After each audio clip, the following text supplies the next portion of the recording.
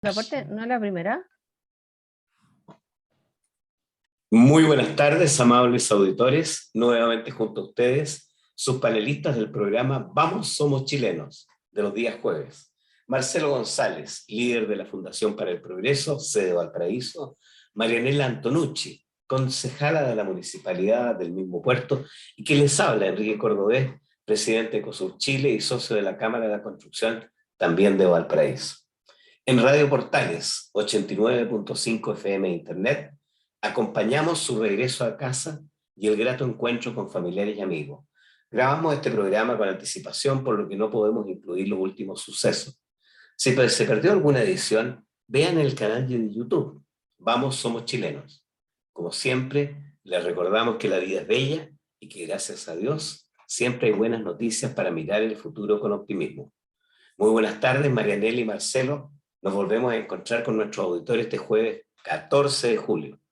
Han transcurrido 233 años desde que se iniciara la Revolución Francesa, con la toma de la Bastilla y el famoso lema "Igualdad, libertad, igualdad y fraternidad", que al parecer yo creo que mantendría su vigencia en el siglo XXI. ¿Qué piensan ustedes? Yo creo que, hola, primero que todo, hola Enrique, hola Marcelo, y hola a todos los que nos están escuchando. Muchas gracias por sintonizar Radio Portales. Y bueno, sí, de verdad, esa consigna que acabas de decir, Enrique, sí, suena bastante moderna, a pesar de ser tan antigua, porque es lo que estamos escuchando este último tiempo, y sobre todo el asunto de la igualdad, la equidad. Tenemos muchas cosas en común con el tiempo de la toma de la Bastilla. ¿No crees tú, Marcelito? Sí, hola a todos, ¿cómo están? Me gusta escucharlos de nuevo y bueno, de escuchar algo. Enrique, parece que te estuviste portando mal estos días. Bueno, para variar, para variar. Sí, va a variar. Oye, sí, mira, es bien interesante porque yo creo que claramente estos tres valores como son la fraternidad, la igualdad la libertad, la igualdad y la fraternidad, son valores que son importantes, que hay que preservarlos, hay que cuidarlos, pero de todas maneras la Revolución Francesa tiene también sus luces y sombras y muchas veces se romantiza, o claro, romantiza mucho con la Revolución Francesa. Sin embargo, hay unos oscuros muy relevantes que yo creo que no hay que dejar de lado. Y de hecho, siempre se conversa y se contrasta lo que fue, podríamos decir, la revolución también del 4 de julio de la independencia de los Estados Unidos, la revolución americana, con la revolución francesa y también lo que significaron las dos cosas como legado.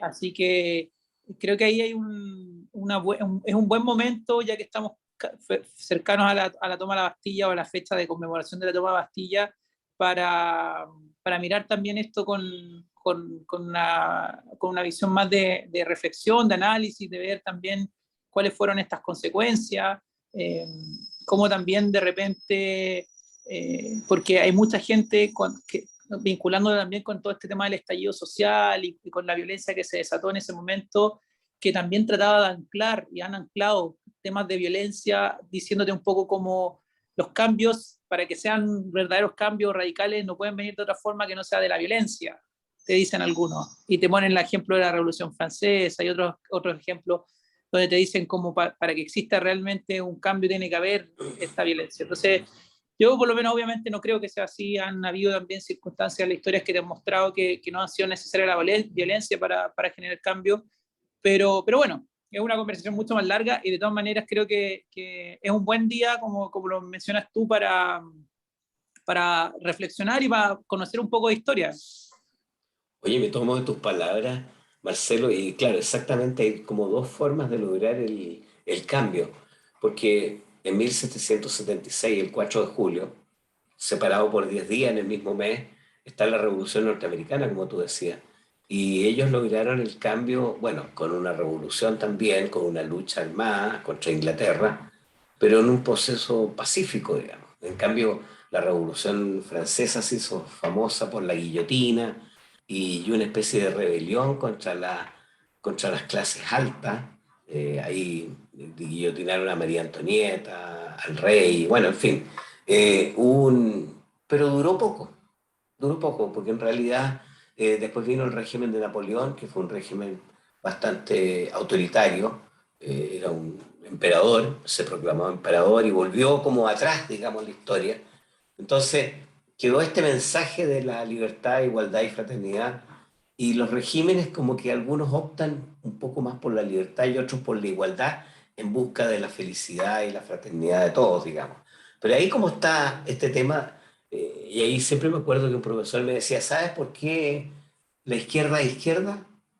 Porque se sentaban a la izquierda en el sector de, digamos, el Parlamento de la Revolución Francesa, y de un lado estaban los más moderados, que eran los que estaban sentados a la derecha, y otros los más revolucionarios que estaban sentados a la izquierda. Bueno, estamos Pero en Enrique, una... Sí, sí, antes por favor. de que me gustaría ahí también hacer un punto respecto al concepto de igualdad, porque en general cuando nosotros nos referimos de igualdad, y yo entiendo también cuando comienza este tema de la Revolución Francesa, tiene que ver mucho más con la igualdad, no con tanto con la igualdad material, como se ha ido también transformando, y hoy día se entiende para muchos como que la relevancia más de la igualdad, no sé, material, que la igualdad ante la ley. Porque no Eso. hay que olvidarse que en su momento también existían estos monarcas que al final tenían un poder que era Omnímodo, incontrolable, o sea, claro. ellos eran el Estado, y de hecho ahí muy bien decía el rey, el Estado soy yo, y vivían en una situación de total dominio, control, impunidad, y por supuesto también muy alejado de la realidad. También ahí no hay que olvidarse de la frase de si no hay pan que coman torta, que decía María Antonieta. Y por tanto, en parte de la lucha de la Revolución Francesa, lo que perseguía era tratar de avanzar hacia esa igualdad ante la ley, o sea, que todas las personas somos iguales en dignidad y derecho, y que bueno, que en el tiempo también se ha ido transformando y se ve, o sea, y claro, y en ese sentido el concepto de libertad e igualdad no tiene ningún tipo de contrapuesto, o sea, son hermanos y deberían avanzar como hermanos, o sea, las personas somos libres y somos igualmente dignos frente al resto, pero cuando empiezan a aparecer estas visiones contrapuestas de que al final tiene que ver con igualdad más material, y por tanto hay que quitarle al otro porque no puede ser que uno gane más que el otro, y ahí sí empieza a generar una disputa mucho más compleja en términos de libertad e igualdad. Estoy Excelente absolutamente, punto. absolutamente de acuerdo con lo que dijo Marcelo, porque de verdad a veces se tiende a ver la igualdad económica más que la libertad, más que la igualdad ante la ley. Y eso es muy cierto. Debemos tener todos los mismos derechos y deberes, y si no los cumplimos, las mismas sanciones al transgredir cualquier norma o ley que tengamos. Eso, la dignidad de las personas es más importante. Y bueno, a la fraternidad quizás, que de repente como que pasa un poco de lado, es quizás la más importante, porque si no hay fraternidad, no hay trabajo en equipo, no hay conjunto, no hay desarrollo, no hay nada, nos dejamos de pertenecer a un ente que tenga un mismo nombre, un mismo país. Bueno, yo quería hablarles de otro tema que no deja de ser importante, porque la principal noticia positiva esta semana es que hoy jueves está llegando este segundo frente de mal tiempo que venían anunciando los meteorólogos. Mal tiempo que afectará lamentablemente las viviendas, los campamentos y especialmente a las personas en situación de calle. Sin embargo, con 13 años de crisis hídrica, la lluvia es bienvenida, especialmente para los agricultores de la región de Valparaíso.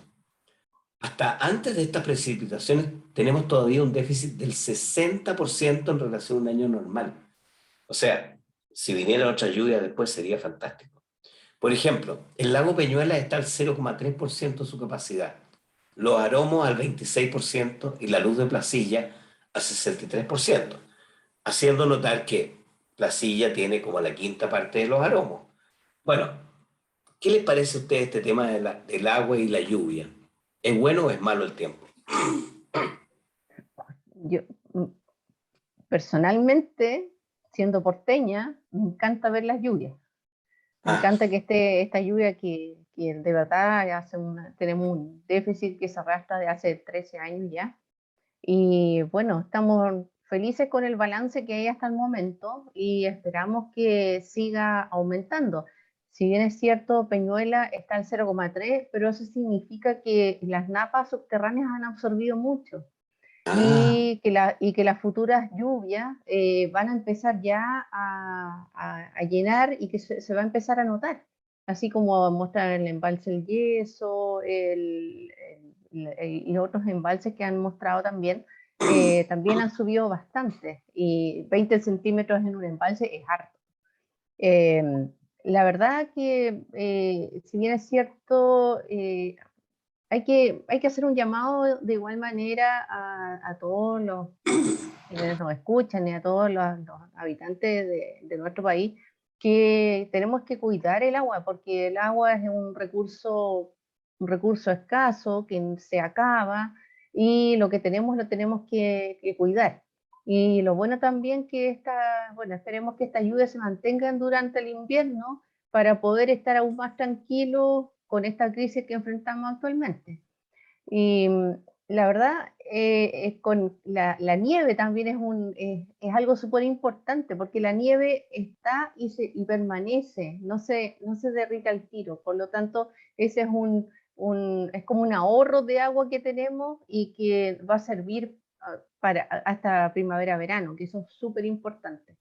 Y bueno, hacerle también un llamado a los vecinos con esta frente mal tiempo que se avecina, que limpien las canaletas, que refuercen los techos, para evitar cualquier emergencia, ya que en el pasado frente mal tiempo en Valparaíso tuvimos muchas voladuras de techo, en Viña también hubo, y el municipio de Valparaíso tiene un fono de emergencia en caso de cualquier cosa, que se lo voy a decir, para ver si alguien necesita anotar. Es el 32-293-9654. Espero que no lo necesiten, pero si lo necesitan, ahí está. oye, repítelo por favor por si alguien no tomó nota. Sí, por supuesto, el 32-293-9654. El Fono Perfecto. Emergencias de la Municipalidad. Marcelo, ¿qué dices tú de la lluvia? Excelente. No, súper bien, o sea, a mí me parece que es necesario que llueva, tú lo comentabas muy bien en términos de déficit que hay en este momento, no solamente en la región, también a nivel nacional. Hay muy pocas comunas en Chile que están con un pequeño superávit o incluso están ahí en el promedio, así que creo que es relevante que llueva. Obviamente, como todo en la vida, esto tiene sus pros y sus contras, y por tanto hay que tratar siempre de ver la forma de mitigar las contras, que en este caso, como bien ha señalado Marianela, tiene que ver muchas veces con personas que están en situación de calle, que tienen que pasar por estas condiciones climáticas adversas, pero en líneas generales yo creo que obviamente es positivo que podamos rellenar embalses que se están agotando, que se pueda empezar a fluir de nuevo este ciclo de vida que es el ciclo del agua. Así que hay que abrigarse nomás porque va a estar bien helado Eso. también, cosa que es rara, o sea, es raro de repente que llueva y haga frío. Ahora estamos pasando por lluvia y agua frío, o sea, lluvia Bueno, y frío. la verdad que el Sí, cambio climático se nota. sí, Sí. además que, bueno, lo que yo no percibí aquí mucho en Santiago, pero pareciera que en Valparaíso se llegaron hasta 100 kilómetros por hora, 50 nudos de viento. Yo escuché Entonces, hasta eso 80, pero es harto, es muchísimo. es muchísimo, porque lo que a mí me preocupa es el tema de las poblaciones, de los campamentos, porque tú dices, claro, se produjo también alguna voladura de techo en Viña, pero creo que el campamento que ahí existe en Viña es más grande incluso que el de Valparaíso. Sí, de hecho es la parcela 11, que es el campamento más grande de Chile y que hay se logró que algunos vecinos que vivían en ese sector consiguieran un subsidio y hoy viven en departamentos. Son chiquititos, obviamente son departamentos básicos, pero ya tienen su vivienda propia y están establecidos bien, pero hay una gran cantidad de la parcela 11 que siguen igual, que está ahí es muchísima la gente y la verdad que Sí. dependen de la buena voluntad de la municipalidad, que les lleven agua, no están conectados al alcantarillado, luz, también están en forma precaria, y eso produce desastres de repente, porque si hay si se están colgando, por ejemplo, a los postes de luz, eso puede producir una chispa fuerte y crear un gran incendio. Y si pensamos en cómo vive la gente de los campamentos, es una casa al lado de la otra, o sea, se quema una, se queman todas. Es como sucedió en el gran incendio, el mega incendio del 2014 y el 2017, que una casa está encima de otra, y eso pero es que lamentablemente es la forma en que se va acomodando la gente, porque se ubican en quebradas también, y las quebradas también el fuego tiende a subir, por lo tanto si se quema una casa de abajo, la de arriba también se va a quemar porque el fuego avanza muy rápido, y son normalmente casas de material ligero, y hecho a pulso, porque ahí no hay arquitecto ni nada, sino que son personas que quieren salir adelante y están en las tomas en la parte alta de Valparaíso y de Viña, y yo pienso que no quisieron llegar a ese lugar, pero ya están, y hay que darle una mano, siempre hay que darles una mano a esas personas porque son personas de esfuerzo. Sí, es cierto, pero también hay que tratar de lograr que hayan ciertos mínimos, unos criterios mínimos de urbanización. Y bueno, en toda parte del plan de Viña, de Valparaíso, de Santiago, en cualquier lugar, se exige que existan estas murallas cortafuegos, digamos, que separan una vivienda de la otra, que es imposible pensarlo en un campamento. Es que ese es el cuento, que en un campamento los mínimos que se solicitan en la municipalidad no existen. Ellos se acomodan de manera tal de que se sientan cómodos y van construyendo sus viviendas en la medida que van teniendo dinero también, porque si necesitan hacer una ampliación, tienen que hacer el piso, tienen que comprar las planchas OSB, tienen que comprar las planchas de las latas para cubrir el techo, y la verdad que es complicado, pero también tenemos que pensar que en Valparaíso, Viña, Quilpué, Villa Alemana, en la quinta región completa y en el país completo, las tomas han aumentado, pero de una manera impresionante, impresionante. Bueno, eso... Y la gente se está tomando terrenos privados, que eso de verdad, bajo ningún punto de vista, debería ser. Bueno, eso tiene que ver mucho con la capacidad del gobierno, el anterior o cualquiera, de poder financiar un plan de vivienda pública, un plan de vivienda pública sustentable. Entonces, han comenzado a ocurrir los siguientes fenómenos. Por la expansión de las ciudades o por cualquier otro motivo, digamos, de crecimiento de las personas, el uso del suelo se ha visto cada vez más restringido y ha aumentado el precio del uso del suelo. Sí. Entonces, tradicionalmente lo que ocurrió en Santiago, por lo menos en Valparaíso también, en otras ciudades, que los terrenos más baratos estaban en la periferia.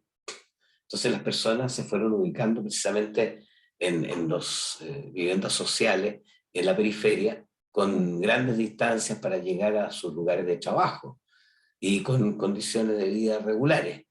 Entonces, ahora ha aparecido una solución que me pareció discutible, por lo menos, es decir, mirando la propuesta de nueva constitución, en que garantiza el uso y el goce de una vivienda, pero sin la propiedad. Entonces eso me hace pensar en el sistema francés. En Francia existen viviendas sociales, pero son todas del Estado. Entonces las personas viven en esas viviendas, pero se acaba una familia y llega otro a ocuparla. ¿Será esa la solución más adecuada?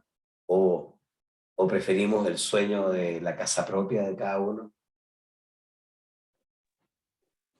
Buena pregunta. Mira, yo creo que yo me iría siempre por la primera. Creo que Chile, si ha tenido alguna capacidad, también es que hemos podido, parafraseando a por ahí a alguien que dijo que Chile ahora se iba convertido en un país de propietarios. Yo creo que Chile sí se iba convertido en un país de propietarios.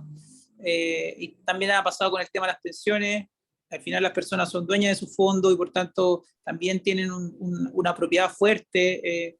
Pero me parece que también toda esta lógica de garantizar, que lo ha dicho el gobierno, que lo ha dicho también gente de la convención, de garantizar el derecho, pero sin la posibilidad de tener la propiedad, es un poco la tendencia de este grupo más de izquierda que lo que busca al final también es generar una dependencia. Exacto. Porque finalmente de quien depende el arriendo de una casa es del gobierno de turno, al final lo que estamos haciendo ahí es terminar convirtiéndonos en dependientes de la autoridad de turno. Así Y yo es. creo que y ahí yo creo que obviamente hay un problema grave, porque abre la ventana discrecionalmente a que haya intervencionismo, a que haya intereses creados para tratar de perpetuarse en el poder. Entonces lo que uno trataría de hacer, creo yo siempre, o lo que uno debería buscar hacer siempre es tratar de hacer que la menor cantidad de cosas dependan del Estado o de los políticos de turno. Entonces yo creo que en ese sentido creo que es mucho mejor la posibilidad de contar con su casa propia. Además que hay otra cosa, o sea, tampoco es que Chile sea un país rico, entonces también las personas entienden que la casa propia, que los ahorros que uno tiene, también es parte un poco de la posibilidad de ahorrar y de poder tener sus propias cosas y no quedar en la total vulnerabilidad. Entonces, el quitarle eso también a la gente yo creo que es un problema. Yo creo que ahí hay una cosa que por supuesto, bueno, está en juego también respecto a este proyecto constitucional que se está discutiendo en estos días. Yo no sé, a mi modo de ver, entretener una vivienda no propia y quedar con una incertidumbre de quién le dejo a mis hijos o dónde van a vivir mis hijos, qué va a pasar con ellos, prefiero que seamos un país de propietarios. Y por otro lado, yo siempre he dicho, es una frase que escuché en alguna oportunidad y que la llevo siempre, es como una forma de vida, porque cuando tú tienes un sueño, tú trabajas para ese sueño. Y el trabajo convierte el sueño en realidad.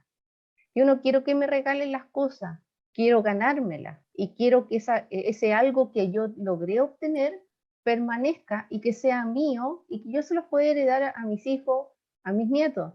¿Por qué? Porque va a ser el esfuerzo de la abuela o va a ser el esfuerzo de la mamá con el que se están quedando los hijos y lo van a mirar de otra manera a que le estén pasando un departamento o una casa prácticamente comodato y después de cierto tiempo se va a esa persona y vuelven a habitar ese mismo lugar otras personas. Y vamos a ver también que si van a cuidar las casas, porque no son de ellos.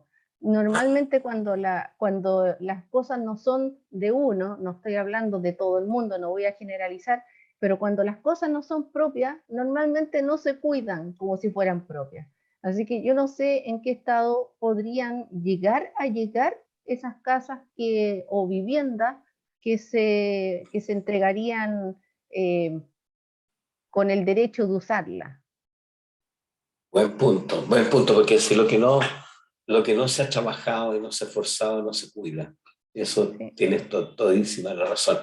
Oye, chiquillos, ¿sabes que se nos está yendo el tiempo? Nuevamente, para variar.